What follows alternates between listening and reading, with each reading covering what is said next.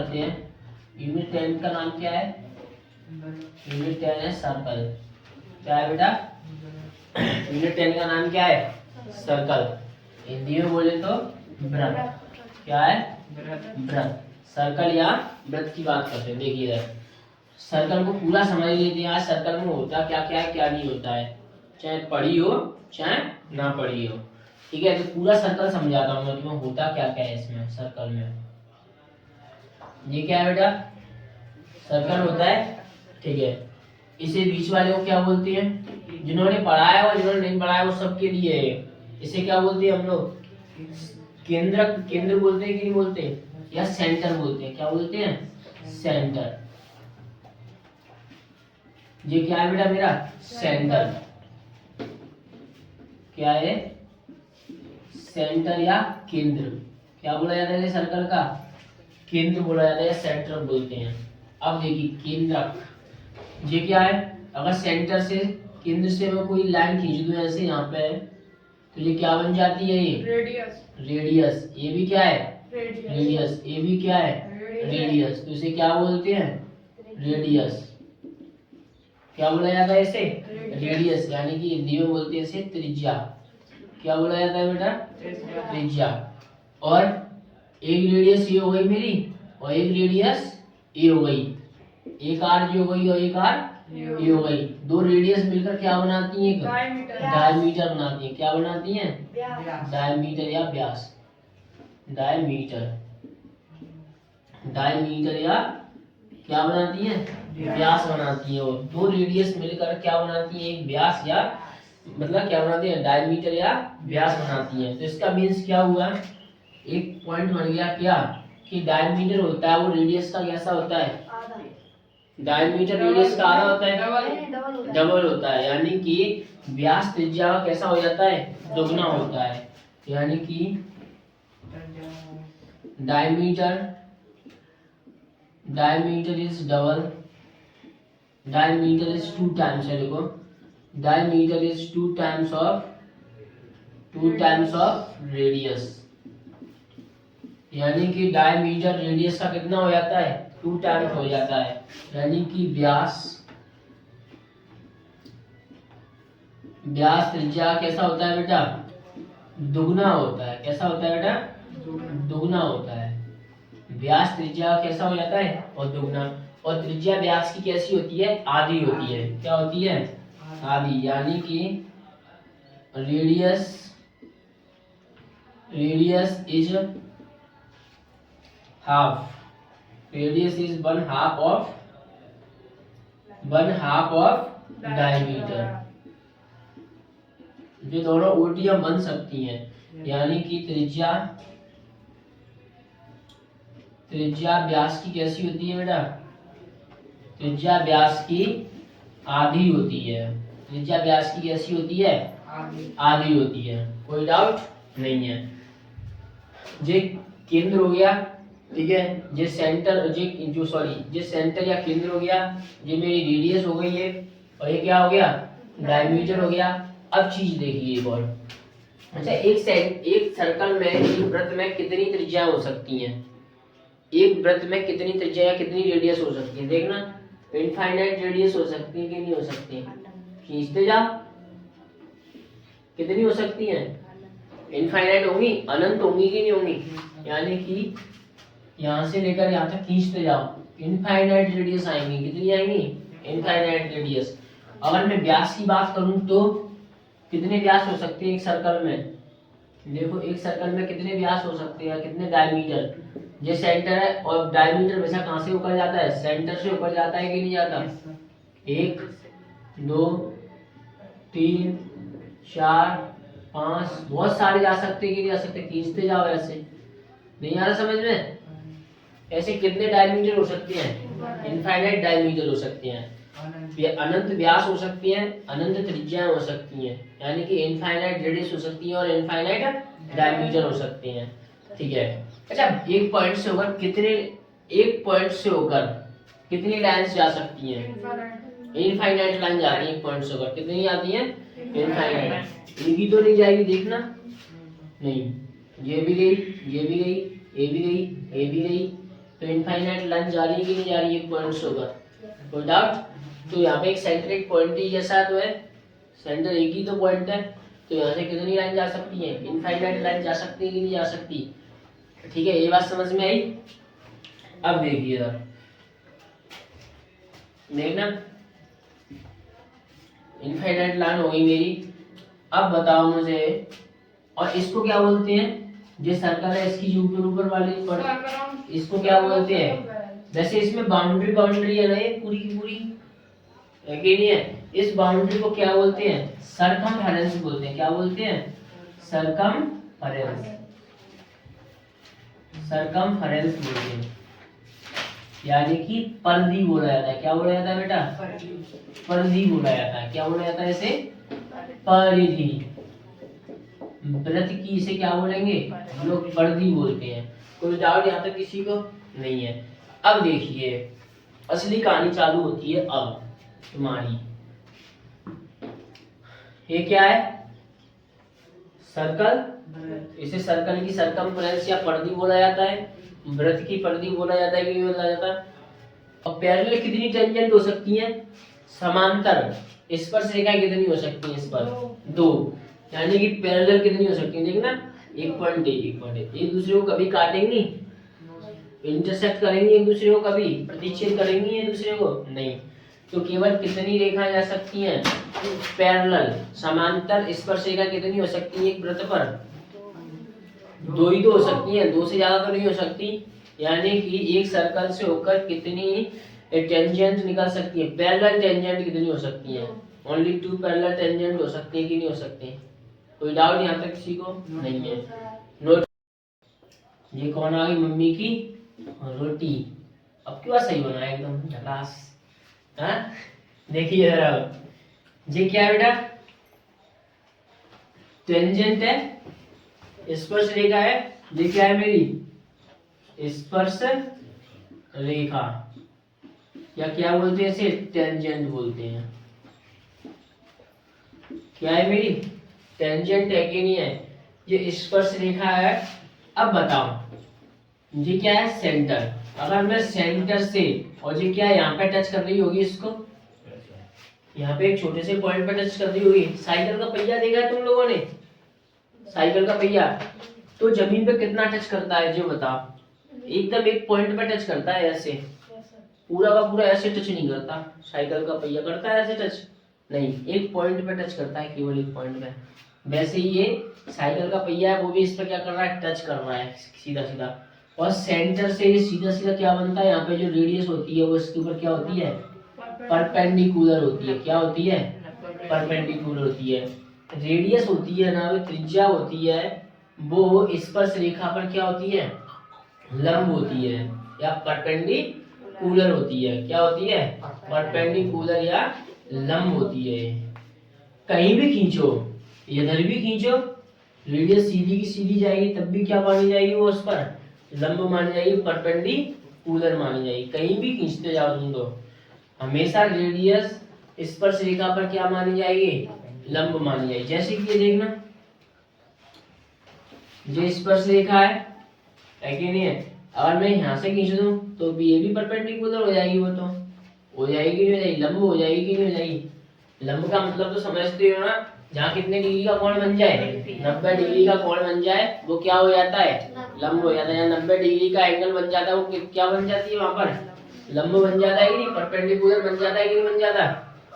अब देखिए इधर आगे की बात करते हैं। अब क्या करना है मुझे? ये देखो, ये सर्कल है, ये सर्कल तो यार चपटा बन गया। देखो ये क्या बेटा? सर्कल है। और इसे क्या बोलते हैं हम? देखना इस चीज को, देखो क्या बोलते हैं इसे। इसे क्या बोला जाता है? इसको इसे कॉर्ड बोलते कि नहीं बोलते? कॉर्ड। इसे बोला जाता है क्या? कॉर्ड। और हिंदी में बोलते हैं जीवा। क्या बोला जाता है? जीवा। ये कॉर्ड है मेरी। ये भी क्या है? कॉर्ड है। ये भी क्या है? कॉर्ड। ए भी क्या है कॉर्ड, ये सेंटर है यहाँ पे, ये भी क्या है कॉर्ड, ए भी क्या है कॉर्ड, ए भी क्या है कॉर्ड, यानी जीवा है कि नहीं है। तो एक देखना, इसको हम डायमीटर भी बोल रहे हैं और कॉर्ड भी बोल रहे हैं, यानी इसको व्यास भी बोल रहे हैं और क्या बोलते हैं जीवा भी बोलते हैं। तो वृत्त की सबसे बड़ी जीवा को क्या बोला जाता है, वृत्त की सबसे बड़ी जीवा क्या होती है, व्यास होता है कि नहीं होता, यानी व्यास को ही वृत्त की सबसे बड़ी जीवा बोला जाता है। इससे बड़ा कोई हो सकती है लाइन, इसमें हो सकती है इससे बड़ी नहीं। तो एक पॉइंट क्या बना, लॉन्गेस्ट, उसी पॉइंट में लिख लेना जहां मैंने वो 2 पॉइंट लगाए थे। Longest chord of a circle is diameter,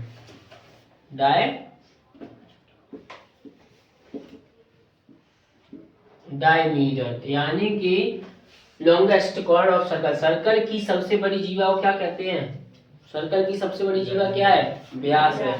लिख दो यहाँ पे, वृत्त की सबसे बड़ी जीवा, सबसे बड़ी जीवा क्या होती है बेटा, सबसे बड़ी जीवा व्यास है। समझ में आया कैसे है व्यास, यहाँ भी कॉर्ड है, ये भी कॉर्ड है, ये भी कॉर्ड, ये भी कॉर्ड, ये भी कॉर्ड, ये भी कॉर्ड, ये भी कॉर्ड, ये सारी सारी। और कॉर्ड क्या करती है, सर्कल को 2 पार्ट्स में क्या कर देती है, डिवाइड कर देती है कि नहीं कर देती है, क्या कर देती है 2 पार्ट्स में सर्कल को डिवाइड। अगर एक को तो ए ऊपर वाला हो जाएगा, ये नीचे वाला हो जाएगा। नहीं यही बात समझ में, ठीक है आ गई। अब देखिए फिर अगला वाला बनाता हूँ मैं, देखना ये हो गया, ये तो कॉर्ड हो गई, सबको पता है, जीवा हो गई। जो यहाँ से लेकर यहाँ तक इसे क्या बोला जाएगा, आर्क, और ऊपर से यहाँ से लेकर यहाँ तक को क्या बोला जाएगा, आर्क बोला जाएगा कि नहीं बोला जाएगा। आर्क, आर्क को क्या बोलते हैं हिंदी में, चाप बोलते हैं, क्या बोलते हैं चाप। तो देखिए इसको क्या बोला जाता है, देखो इसे, ये छोटा है ना, छोटा छोटा है तो इसे माइनर आर्क बोलेंगे, और बड़ा होगा तो उसे क्या बोलेंगे मेजर आर्क, यानी कि लघु चाप और दीर्घ चाप बोला जाता है। इसे बोला जाता है माइनर आर्क, माइनर आर्क, और इसे मेजर आर्क क्या बोलते हैं, मेजर आर्क, यानी कि लघु चाप, लघु चाप, और इसे क्या बोलेंगे दीर्घ चाप, क्या बोला जाता है इसे दीर्घ चाप बोला जाता है। इस वाले एरिया को यहाँ से लेकर यहाँ तक, ठीक है, और इस वाले एरिया को क्या बोला जाता है लघु चाप या माइनर आर्क बोला जाता है। कोई डाउट यहाँ तक किसी को नहीं है। अब बात करते हैं एक और चीज की, ये क्या है पहले नोट कर लो यहाँ तक। देखो एक चीज तो ये हो गई, एक चीज मेरी ये हो गई, और एक चीज मेरी ये हो गई। अभी इस वाली चीज के लिए मैं आगे बना रहा हूँ, नोट करो इसको। जैसे एक सर्कल है कि नहीं है, ये क्या है सेंटर, एक रेडियस तो ये हो गई और एक रेडियस ये हो गई कि नहीं हो गई, तो रेडियस हो गई, और इसके मतलब इससे क्या बोला जाता है, जब 2 रेडियस के बीच में जो पार्ट होता है, यानी 2 त्रिज्याओं के बीच में जो हिस्सा होता है, जो भाग होता है, उसे क्या बोला जाता है सेक्टर बोला जाता है। क्या बोला जाता है बेटा सेक्टर, क्या बोलते हैं इसे सेक्टर बोलते हैं। क्या बोला जाता है सेक्टर, यानी कि त्रिज्या खंड, क्या बोला जाता है त्रिज्या खंड बोला जाता है। क्या बोला जाता है त्रिज्या खंड। अब देखना ये छोटा वाला है तो इसे क्या बोलेंगे, क्या बोलेंगे माइनर सेक्टर, और ये बड़ा वाला तो इसे क्या बोलेंगे मेजर सेक्टर बोलेंगे। सिंपल सी बात। तो ये क्या है माइनर सेक्टर, और ये वाला क्या हो जाएगा मेजर सेक्टर हो जाएगा। क्या हो जाएगा मेजर सेक्टर। एक चीज रहेगी उसमें कॉर्ड वाले में, चाप वाले में, देखना ये एक चाप है, मतलब सॉरी ये कॉर्ड है कि नहीं, ये जीवा है कि नहीं, एक ये अगर जीवा है तो वृत्त के केंद्र से अगर कोई लाइन आती है तो जीवा पे क्या हो जाती है परपेंडिकुलर हो जाती है, परपेंडिकुलर बाइसेक्ट करती है, इसको क्या करती है परपेंडिकुलर बाइसेक्ट, यानी कि लंब समद्विभाजित कर देती है। यानी कि वृत्त के केंद्र से कोई लाइन, वृत्त के केंद्र से जीवा पर डाली गई रेखा, वृत्त के केंद्र से जीवा पर डाली गई रेखा जीवा को क्या कर देती है, लंब समद्विभाजित कर देती है। यानी कि वृत्त के जो सर्कल है, सर्कल के इधर देख लो, जो सर्कल के सेंटर से कोई लाइन होती है ना, वो क्या होती है, कॉर्ड पर परपेंडिकुलर बाइसेक्टर होती है। क्या कर देती है, इस कॉर्ड को परपेंडिकुलर बाइसेक्टर कर देती है। यानी ये दोनों बराबर बराबर पार्ट्स में क्या कर देती है, इसको बांट देती है। नहीं आई बात समझ में? तो इसका मीन्स क्या हो गया, इस पर क्या हो जाती है, 90 डिग्री बना लेगी और इसको दो बराबर बराबर पार्ट्स में क्या कर देती है, बांट देती है। यानी कि परपेंडिकुलर बाइसेक्ट कर देती है। कोई डाउट यहाँ तक किसी को नहीं है? अब देखो मैं तुम्हें सवाल कराता हूँ, निकालो 10.1 यूनिट। देखो, how many tangents in a circle have, एक सर्कल पर कितनी टेंजेंट हो सकती है। ठीक है, एक इनफाइनाइट सर्कल, इनफाइनाइट क्या हो सकती है, टेंजेंट हो सकती हैं। क्या हो सकती है, उसने ये तो नहीं बोला कि इंटरसेक्ट नहीं करनी चाहिए, उसने ये बोला है कि इंटरसेक्ट करनी चाहिए कि नीचे करनी चाहिए। वो कह रहा है कि एक सर्कल पर कितनी स्पर्श रेखाएं हो सकती हैं, एक सर्कल पर कितनी स्पर्श रेखाएं हो सकती हैं, इनफाइनाइट हो सकती है। ना तो उसने पैरेलल बोला है, समांतर बोला है उसने नहीं बोला, ना तो उसने क्या बोला है कि इंटरसेक्ट नहीं करनी चाहिए, यानी कि प्रतिच्छेद नहीं करनी चाहिए। अगर प्रतिच्छेद नहीं करनी चाहिए तो केवल कितनी हो सकती हैं, एक हो सकती है। और पैरेलल कही जाए, समांतर कही जाए तो केवल कितनी हो सकती हैं, दो स्पर्श रेखाएं हो सकती हैं, यानी कि दो टेंजेंट हो सकती हैं केवल। नहीं आई बात समझ में? लैंग्वेज समझ में आ रही है कि कैसे क्या बोल रहा है? इसमें क्या बोला केवल, how many tangents can a circle have, एक सर्कल कितनी स्पर्श रेखाएं रखता है या कितनी स्पर्श रेखाएं होती हैं। तो एक सर्कल पे बहुत सारी स्पर्श रेखाएं हो सकती हैं। लो बनाते चले जाओ तुम लोग, हो सकती है कि नहीं हो सकती है? ऐसे मैं यहाँ भी बना दूँ, कोई डाउट नहीं है। मतलब यहाँ से ऐसे निकलती चली जाएंगी सारी, बहुत सारी स्पर्श रेखा हो सकती हैं। उसने ये तो नहीं बोला कि इंटरसेक्ट करनी चाहिए, नहीं बोला ना। चलो आगे पढ़ते हैं हम, क्या कह रहा है। अगला वाला क्वेश्चन देखिए, लिंदा ब्लैंक, क्वेश्चन नंबर 2।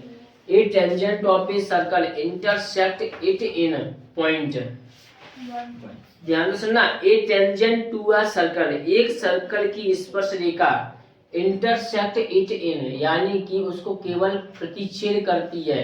केवल कितने बिंदु पे प्रतिच्छेद करती है, उसको कितने पॉइंट्स पे उसको इंटरसेक्ट करती है, एक टेंजेंट है वो। ये सर्कल हो गया, एक टेंजेंट कितने पॉइंट्स पे उसको इंटरसेक्ट कर रही है बेटा, देखना कितने पॉइंट्स पे इंटरसेक्ट कर रही है इसको। 1 पॉइंट पे कि 3-4 पॉइंट पे कर रही है, बताओ। एक ही पे तो कर रही है, तो आंसर में क्या आ जाएगा, ओनली 1, एक आ जाएगा। केवल एक बिंदु पर क्या करती है, उसको प्रतिच्छेद करती है। यानी कि स्पर्श रेखा वृत्त को केवल कितने बिंदु पर प्रतिच्छेद करती है, एक बिंदु पर। A line intersecting a circle in 2 points is called a, क्या कह रहा है, a line intersect a circle, यानी कि एक सर्कल को, एक लाइन है, एक रेखा है जो सर्कल को इंटरसेक्ट करता है, कितने पॉइंट्स पर, 2 पॉइंट्स पर इंटरसेक्ट करता है, तो उसे क्या बोला जाता है। एक लाइन है, इसको 2 पॉइंट्स पर इंटरसेक्ट कर रही है, इसे क्या बोला जाता है, इस लाइन को क्या बोलते हैं, कॉर्ड या जीवा बोलते हैं कि नहीं बोलते, या छेदक रेखा भी बोल सकते हैं इसको। ठीक है, आगे वाला देखिए, a circle can have parallel tangents at the most, एक सर्कल पर यानी कि एक वृत्त पर कितनी स्पर्श रेखाएं, कितनी समांतर स्पर्श रेखाएं होती हैं, कितनी पैरेलल टेंजेंट्स होती हैं, केवल 2 ही तो होंगी, इनके अलावा कोई और हो सकती है, हो जाएगी ऐसे तो इंटरसेक्ट कर जाएगी फिर तो आंसर में क्या आ जाएगा, केवल 2 स्पर्श रेखा होती है कि नहीं होती। अगला वाला समझिए, एक common point of A tangent, यानी कि एक स्पर्श रेखा के उभयनिष्ठ बिंदु और एक सर्कल का जो पॉइंट होता है उसे क्या बोला जाता है, स्पर्श बिंदु बोला जाता है। क्या बोलते हैं इसे, स्पर्श। जैसे कि ये है, ये निकली, यहाँ पे ये आ गया, तो इस सर्कल का और जो टेंजेंट है उसका जो पॉइंट है ये वाला उभयनिष्ठ कॉमन पॉइंट, उसे क्या बोलते हैं, टेंजेंट पॉइंट या स्पर्श बिंदु बोलते हैं। क्या बोलते हैं, टेंजेंट पॉइंट या स्पर्श बिंदु बोलते हैं। कोई डाउट यहाँ तक किसी को, तो कर लोगे इनको सबको, ठीक है, कोई डाउट।